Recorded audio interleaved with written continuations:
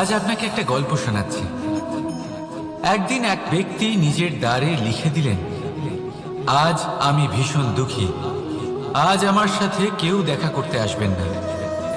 কিছুক্ষণ পরে তার এক বন্ধু এল, সে সেই লেখা পড়ল, তাও গিয়ে তার সাথে দেখা করল। সে বলল, আমি লেখাপড়া জানি না, কিন্তু আমার বন্ধুর মনের এই বেদনা, এটা আমাকে সবসময় ডাক দেয়। এরাই হলো আসল বন্ধু। কোনো কারণে আপনি যদি দুঃখ পান, কোনো সমস্যার সমাধান না বের করতে পারেন, এই সংসার থেকে আলাদা হয়ে যেতে চান, তাও এই বন্ধু আপনার সাথেই থাকবে। সমস্যার সমাধান না দিতে পারলেও আপনার সম্বল হয়ে অবশ্যই থাকবে। হয়তো আপনার দুঃখ কম করতে পারবে না, কিন্তু আশার আলো অবশ্যই দেখাবে। যখন আপনি সংসারের থেকে আলাদা হয়ে যান, তখনও আপনার সাথে যুক্ত থাকে আপনার এই বন্ধু, আসল বন্ধু। এবারে আমরা মানুষেরা বড়ই বিচিত্র। তারা সব সময় যে কোনো জিনিসের মাহাত্ম্য দুবার বুঝতে পারে। এক, তা পাওয়ার আগে। দুই, তা হারাবার পরে। এবারে ঠিক এরকমই আমাদের বন্ধুরাও হয়। যদি আজ আপনার বন্ধুরা আপনার সাথে থাকে, তাদের প্রতি কৃতজ্ঞ থাকুন, তাদের প্রসন্ন রাখুন, তাদের মাহাত্ম্য বুঝুন। কারণ একবার আপনি এদের হারালে অনুতাপ করলেও আর এদের ফেরত পাবেন না।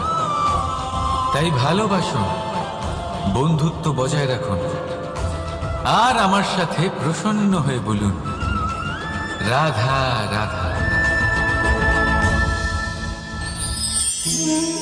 আমাদের মধ্যে বহু মানুষ মাঝে মাঝে নিজেকে অকর্মণ্য মনে করি, ভেবে নিই যে এত চেষ্টা করার পরেও কিছুই পেলাম না, আর হয়তো পরেও কিছুই পাব না।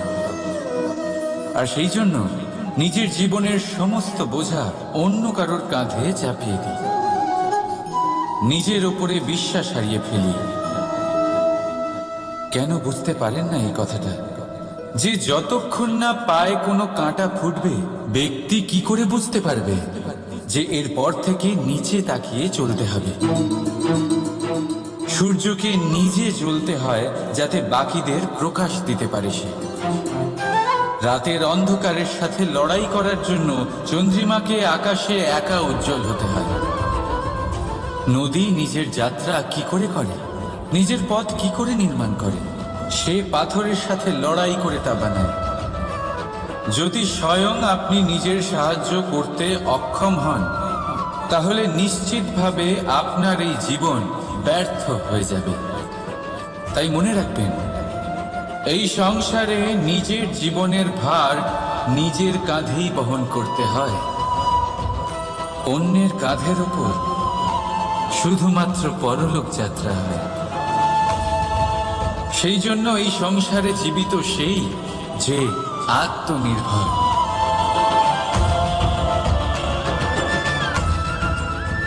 রাধা রাধা। সময়, কথায় বলে সময়ের পূর্বে কিছুই হয় না। প্রতিটা ঘটনার একটা সময় থাকে। সময়ের আগে না সূর্যোদয় হয় আর না সূর্যাস্ত হয়। সময়ের পূর্বে গাছে না ফুল ফোটে না ফল ধরে। কিন্তু একটা কথা ভেবে দেখুন, যদি বর্ষা আসার আগে কৃষক ভূমিকে না প্রস্তুত করে, বীজ রোপণ না করে, তাহলে কি ফসল ফলবে? যদি কোনো যোদ্ধা যুদ্ধের পূর্বে নিজের অস্ত্রের ধার না দেয়, তাহলে সে যুদ্ধ কি করে লড়বে? এর মানে এটাই হলো যে সময় আপনার যখন আসার তখন অবশ্যই আসবে, কিন্তু ততক্ষণ এটাও গুরুত্বপূর্ণ যে আপনি নিজেকে তার জন্য তৈরি রাখুন।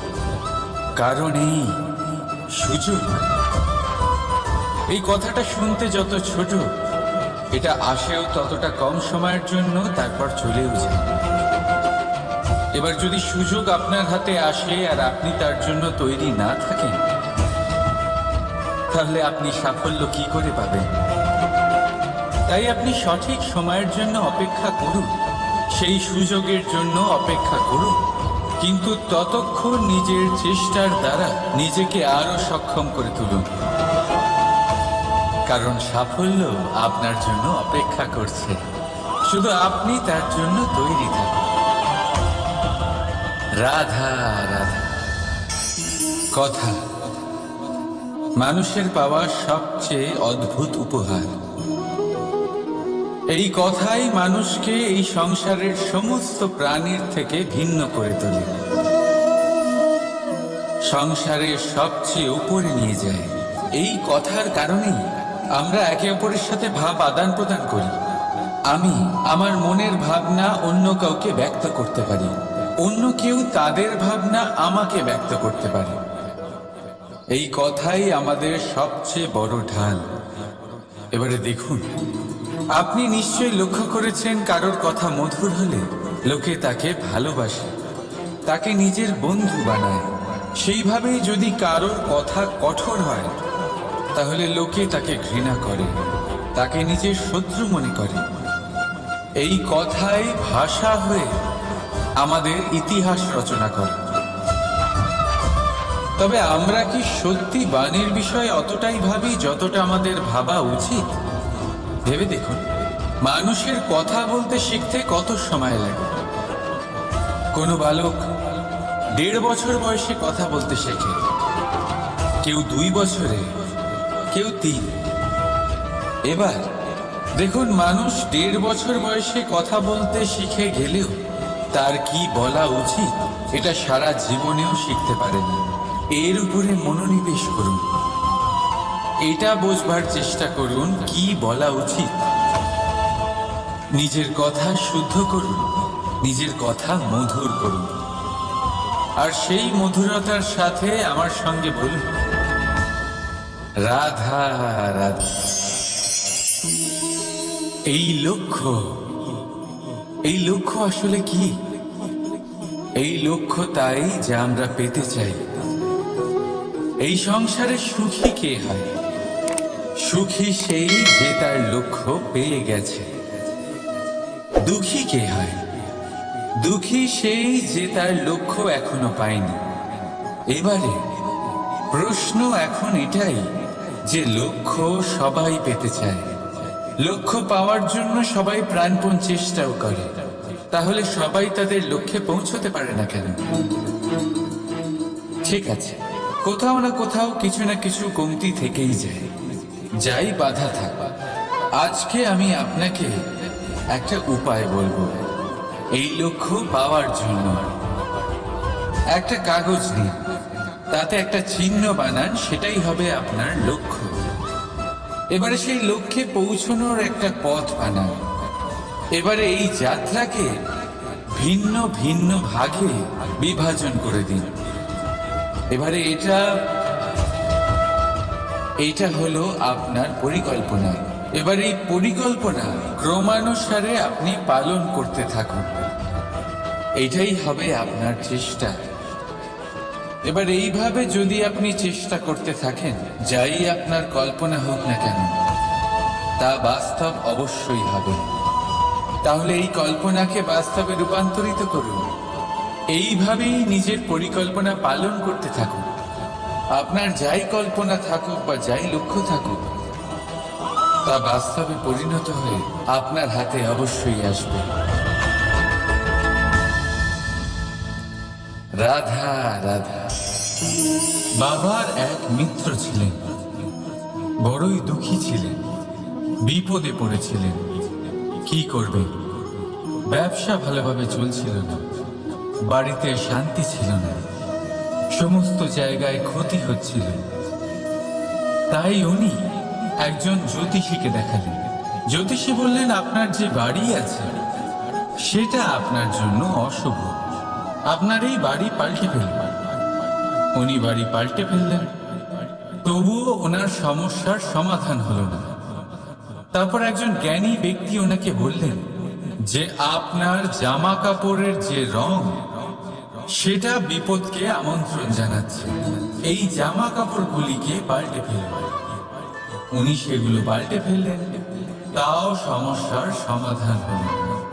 আবার একজন জ্ঞানী ব্যক্তি বললেন যে আপনার আশেপাশে যে মানুষজন রয়েছে তারা এটা চায় না যে আপনি সফল হন, তারা আপনার ক্ষতি চায়, তাদের সাথে সমস্ত সম্পর্ক ভেঙে ফেলবেন।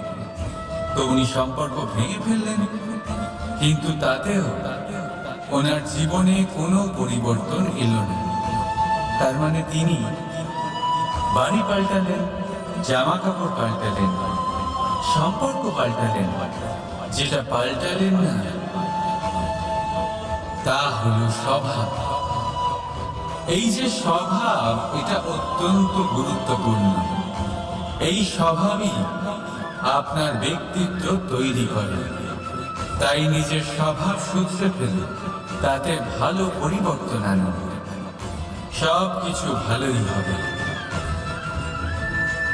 রাধা রাধা। ক্রোধ, লোকে বলে যে এই ক্রোধ পাপেরই মূল, কিন্তু সত্যি কি এই ক্রোধ পাপের মূল? একটু ভেবে দেখুন, এই ক্রোধ বাস্তবে আসলে কি? এই ক্রোধ একটা অনুভূতি যা আপনার মধ্যে হঠাৎই অসীমিত তেজ সঞ্চালন করে।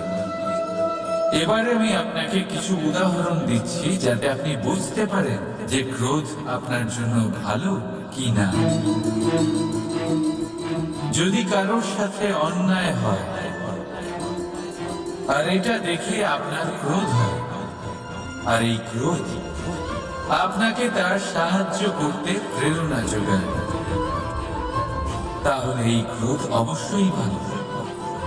যদি কোথাও আপনি দেখেন যে কোনো নারীর উপরে অত্যাচার হচ্ছে আর সেটা দেখে আপনার ক্রোধ হয়, আর এই ক্রোধ আপনাকে তার সাহায্য করতে সাহস যোগায়, তাহলে এই ক্রোধ অবশ্যই ভালো। যদি এই সংসারে কোথাও আপনি কোনো অনৈতিক কাজ বা ছলনা দেখেন আর আপনার তাতে ক্রোধ না হয়, কিছুই অনুভব করেন না, তাহলে এটা কাপুরুষতা। তার মানে এটাই যে আপনি আপনার মনুষ্যত্ব হারিয়ে ফেলেছেন। তাই এটা বোঝার চেষ্টা করুন, আপনার ক্রোধের তেজের ব্যবহারের উপরে নির্ভরশীল হলো এই ক্রোধ আপনার জন্য পাপের সমান, নাকি এই ক্রোধ আপনার জন্য পুণ্যের স্থাপক। রাধা রাধা। মোহ, শাস্ত্রে লেখা আছে যে মোহ শুধু সেই ব্যক্তিকেই নয়, বরং সেই আরেক ব্যক্তিকেও বিনাশ করে দেয় যার উপরে সেই মোহ আছে। এবারে লোকে কি করেন, এই শাস্ত্রে লেখা কথাগুলি শুধু শাব্দিক অর্থে নেন। এই মোহ, দেখুন, এটা শুভ হতে পারে, শুধু এর রূপ ভিন্ন ভিন্ন হয়, এটা ভালো করে বুঝতে হবে। এবারে মোহ যদি কোনো বস্তুর উপরে থাকে তাহলে তার লালসা হয়ে যায়। মোহ কোনো বিশেষ ব্যক্তির উপরে হয়ে গেলে তা প্রেম নয়, আকর্ষণ হয়ে যায়। মোহ কোনো চাহিদার উপরে হয়ে গেলে তা বাসনা হয়ে যায়। মোহ বিজয়ের উপরে হয়ে গেলে তা কুণ্ঠা হয়ে যায়। মোহ নিজের সংস্কৃতির উপরে হলে আপনাকে সংস্কৃতির রক্ষক বানায়। যদি এই মোহ নিজের গুণের উপরে হয় তাহলে সেই শিল্প দ্বারা আপনি এই সংসারে অদ্ভুত সব কাজ করতে পারবেন। এবারে এটা আপনার উপর নির্ভরশীল যে এই মোহকে আপনি সৃজনের আধার বানাতে চাইবেন নাকি বিনাশের অস্ত্র বানাতে চাইবেন। ভেবে দেখুন, সিদ্ধান্ত আপনার। রাধা রাধা।